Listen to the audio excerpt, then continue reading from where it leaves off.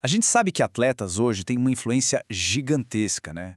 Mas e quando um time inteiro resolve usar essa voz não só para protestar, mas para entrar de cabeça na arena política, contra a própria dona do time? Pois é, hoje a gente vai mergulhar na incrível história de como um time de basquete conseguiu influenciar diretamente o resultado de uma eleição super importante. Essa frase aqui, ela resume tudo. Aquela ideia de que atleta só tem que se preocupar com o jogo, sabe? De calar a boca e driblar, isso ficou para trás. Hoje, eles não só participam da conversa, como muitas vezes são eles que puxam o assunto. Olha, o ativismo de atletas não é de hoje, claro, mas o que mudou foi a escala e principalmente a velocidade. Com o poder das redes sociais, a influência deles simplesmente explodiu. Eles podem moldar a opinião pública e, como a gente vai ver, até resultados políticos. E existe um legado bem longo aqui, sabe? Desde Jack Robinson quebrando a barreira racial lá nos anos 40, até os punhos erguidos por direitos civis nas Olimpíadas dos anos 60. O que aconteceu em 2020 não surgiu do nada. Foi uma intensificação construída sobre décadas de atletas que arriscaram tudo para se posicionar. E para a gente entender o tamanho desse poder hoje em dia, não tem exemplo melhor do que a história do Atlanta Dream, um time da WNBA, durante uma eleição para o Senado que pegou fogo no estado da Geórgia.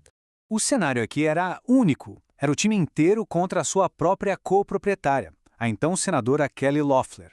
Isso não era só uma discordância, era uma verdadeira colisão de valores. E a divisão era gritante. De um lado, a coproprietária Kelly Loeffler, que foi a público dizer que o movimento Black Lives Matter era divisivo. Do outro, as jogadoras da liga, sendo que 70% delas são negras e que tinham decidido dedicar a temporada inteira à memória de Breonna Taylor. O confronto era simplesmente inevitável. Mas as jogadoras poderiam ter parado só nas críticas, né? Só que não. Elas saíram da reação para a ação. Elas decidiram entrar no jogo político de uma forma muito, mas muito direta. E aqui está o momento chave, 4 de agosto. Antes de um jogo, as jogadoras entram na quadra para aquecer vestindo essas camisetas. Fundo preto, letras brancas e uma mensagem direta. Vote Warnock. E quem era o Warnock? Justamente o adversário político da dona do time delas. Que ousadia, hein? Então, a grande pergunta é, uma camiseta pode mesmo mudar o rumo de uma eleição? Ou foi só um gesto simbólico? Bom, os números contam uma história bem interessante. Então, vamos aos fatos. Como é que essa atitude se traduziu em resultados concretos? O impacto foi mais rápido e maior do que muita gente podia imaginar. O efeito foi quase instantâneo. Pensa só, nas 48 horas depois que as jogadoras apareceram com aquelas camisetas, a campanha do Warnock recebeu uma avalanche de doações, somando $183 mil. Isso provou que a atenção da mídia podia virar capital político rapidinho. E não foi só o valor total, não. A atitude delas atraiu 3.500 novos doadores individuais. Isso para uma campanha é ouro, porque significa que elas não só levantaram dinheiro, como também construíram uma base de apoio maior e mais engajada. E sabe aquela história de que ativismo afasta os fãs do esporte? Pois é, os dados mostraram exatamente o contrário. A audiência da WNBA deu um salto de 68% em 2020. As pessoas não só continuaram assistindo, como prestaram mais atenção na mensagem. Mas a ação delas foi muito além de uma única noite, viu? Elas se envolveram pra valer.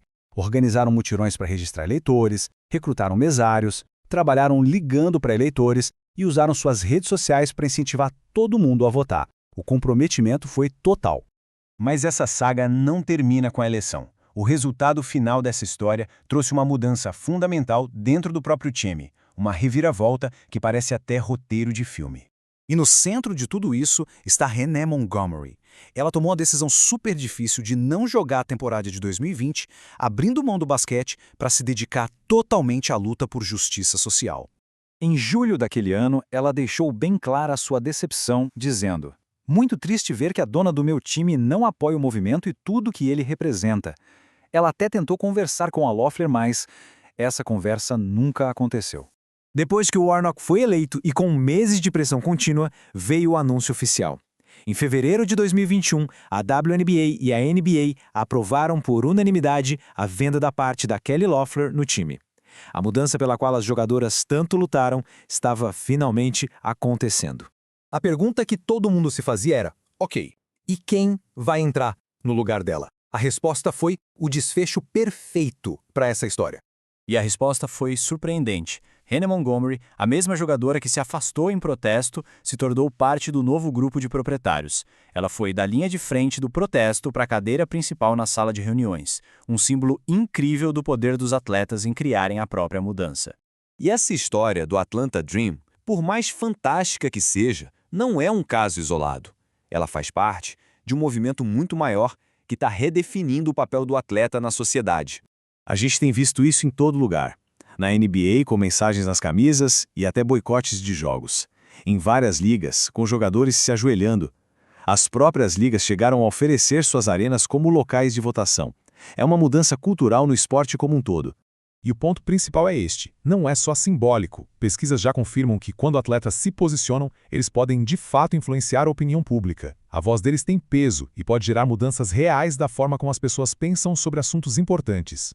E tudo isso nos deixa com uma questão final, né? Com as linhas entre esporte e sociedade cada vez mais borradas, o que o futuro nos reserva? A história do Atlanta Dream nos deu um belo vislumbre do que é possível, mostrando que o poder do ativismo de atletas pode estar só começando.